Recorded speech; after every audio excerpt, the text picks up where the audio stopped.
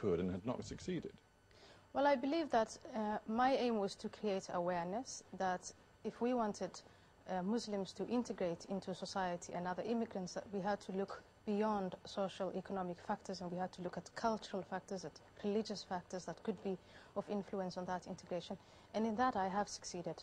I've also succeeded in putting on the political agenda the position of Muslim women who are victims of their own families and victims of violence, and that's being addressed appropriately in the Netherlands now. I'm interested you say that because, of course, your argument was about Islam, it was about cultural values, but I noticed that many of your friends, never mind your enemies, many of your friends were constantly telling you through the late 90s, but more particularly in the period from 2002 to 2006, Ayaan, be careful, calm things down, tone things down. You are saying things that are simply too provocative. That is true. I was saying that there is a connection between the basic tenets of Islam and terrorism and the violence as we see it today, and that by acknowledging that we can change the faith, those of us who are, born into that faith. And that generated threats, and that's true, it is still generating threats. But because of all the incidents that took place after the 11th of September worldwide, many people are saying, well, there's no other way than to confront this ideology. And many people still believe in the strategy that if you say it has anything to do with Islam, violence has got anything to do with Islam, you may alienate all those large numbers of Muslims who are not violent. And I think that the two are not mutually exclusive. Well, let's talk about alienation. You, in an interview in 2003, you described the Prophet Muhammad as, and I'm quoting, as by our standards, a perverse man, a tyrant.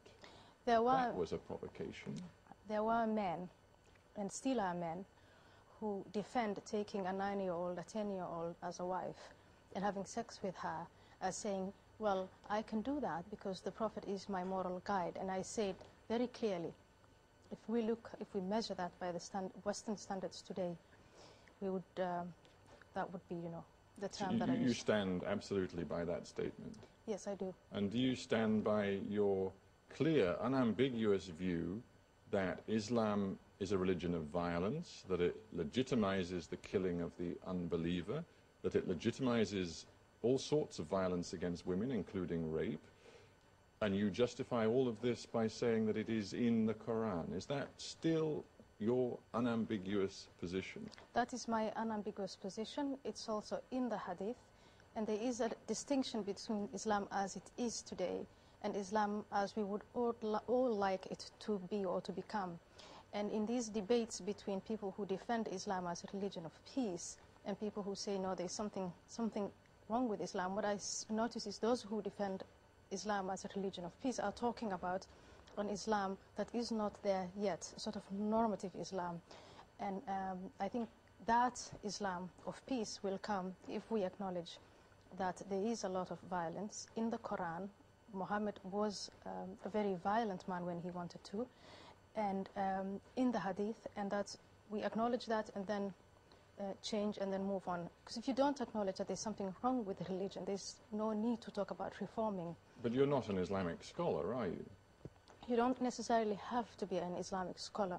In the Islam that I was brought up, in the Quran and in everywhere, we are all equal in the eyes of God. It's my heritage. I've been brought up in that faith, and I feel an obligation, considering the way the world is today, and a huge appeal has been made on Muslims after 9/11 to participate in the debate, distance oneself from the violence, and that's exactly what I've been doing. And I'm saying there's something wrong with our faith, and that we have to acknowledge that and then change it. But as you rightly say, there has been a debate, some of it provoked by your own writings and words, and I would assume you take heed of other people's positions in this debate. I'm wondering what you make. I saw the transcript of a debate you had with Tariq Ramadan, the Islamic scholar who lives in Europe now. He responded to the words that we've just discussed, your words about Islam, by saying, yes, Islam needs to be self-critical, but to characterize a religion as violent based on a handful of individual lines is simplistic and superficial and simply fuels extremism rather than acknowledging the complexity of Islam. I wish it were true that it was just a handful of individuals. Is there no complexity to Islam? Is it as black and white as you say? This is a religion of violence and that's it? There is complexity in the sense that there are Muslims, 1.2 to 1.5 billion Muslims, who don't all practice Islam as they should. But if you look at the definition of Islam, submission to the will of Allah, and the submission, what that submission should mean is in the Quran, we have a bunch of books called the Hadith left to us, and the Prophet as a moral guide. Well, there are more violent things in that faith than in any other faith. The Islamic faith has not been through a reformation, it has not been through an enlightenment.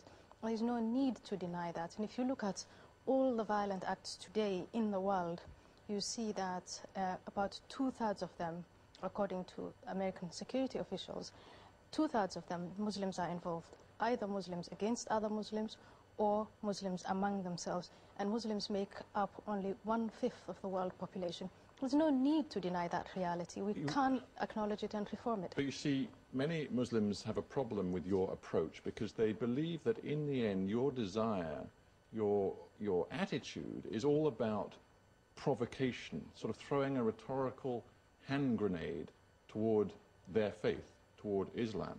One newspaper editor, respected editor here in the UK of the newspaper Al-Quds Al-Arabi, Abdul Bari Atwan, he has described you as a mirror image of the Muslim extremists that you say you are taking on. He describes what you characterize as Islam as a form of cultural bin Ladenism of your own. You know, what's curious about such reactions is they're always very quiet when in the name of Islam people are beheaded. All sorts of anti-Semitic, anti-Jewish acts are carried out. When buildings are blown up, airports are blown up, when in this last attempt a number of Muslims are caught trying to plot the disaster of others, it's always quiet. But there's nothing talking of going anti-Semitism, Abdul Bari Atwan's point is that if you said the same things about Judaism that you say about Islam, you would be accused and condemned across the world for being anti-Semitic. But there are no Jews today who are blowing themselves up in people's faces. There are no Jews who are taking airplanes and flying them into tall buildings. There are no Jews who are plotting the destruction of others.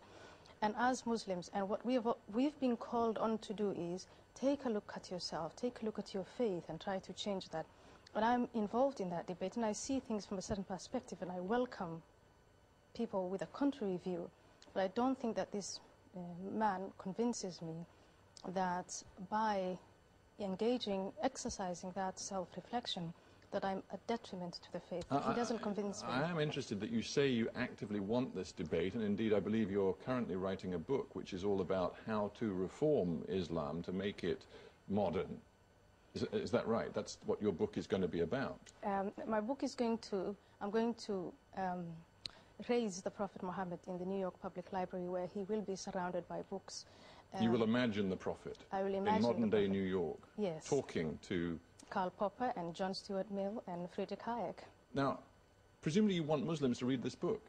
Or if they can read and But write, surely, yes. if you want Muslims to read this book, you're going to have to stop using the kind of quote-unquote extreme language that most Muslims believe you currently use.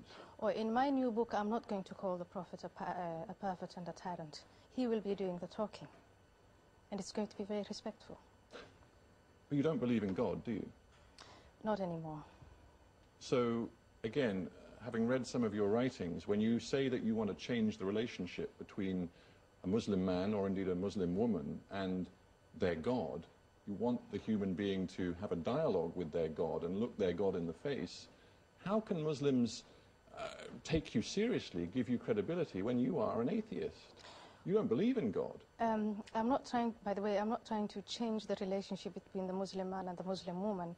It's up to the Muslim man and the Muslim woman to change their relationships. What I can do is I can use my imagination and I can also use the facts that are in the Quran and in the Hadith and practice and then make something of it, a film such as Submission or the book that I'm currently involved in.